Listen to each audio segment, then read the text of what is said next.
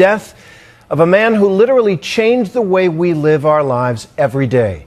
Steve Jobs, the visionary founder and leader of Apple Computer, has died at the age of 56. A giant in business, technology, and entertainment, Steve Jobs had been battling pancreatic cancer for 8 years. His place in history was assured when he helped invent the personal computer, but that was only the beginning. Here is ABC's Bill Weir. Before he put a virtual world at our fingertips. And we call it the iPad. Before he turned household tools into objects of desire.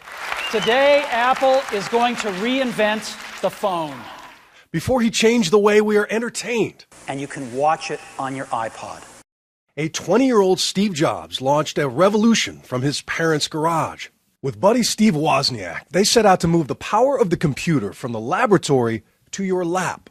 The penalty for failure for going and trying to start a company in this valley is non-existent. And his brimming confidence was validated when they launched the Macintosh. We worked hard, and in 10 years, Apple had grown from just the two of us in a garage into a $2 billion company with over 4,000 employees. But the 80s brought a power struggle with Apple's board, and Jobs was soon fired from the company he founded. And so at 30, I was out, and very publicly out. What had been the focus of my entire adult life was gone, and it was devastating. But he did not wallow, and in his 30s he met his wife, started another computer company called Next, and took over Pixar, changing animation forever. My name is Woody, and this is Andy's room. In '96, Apple bought Next, and soon Jobs was back in charge, leading a digital renaissance. After his return, Apple stock soared more than 7,000%, turning that garage startup into one of the most valuable companies in history.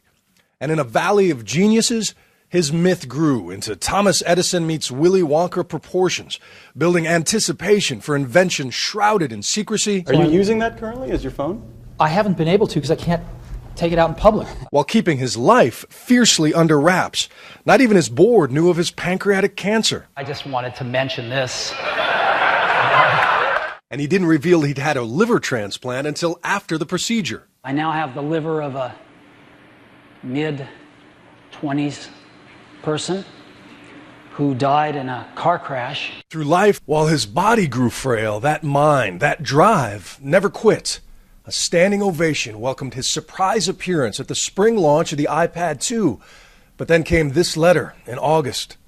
I've always said that if there ever came a day when I could no longer meet my duties, I would be the first to let you know, he wrote. Unfortunately, that day has come. Here was a man who'd peered into the future, seeing how we'd work and play 20 years before we'd ever hold the proof. Everything will be portable.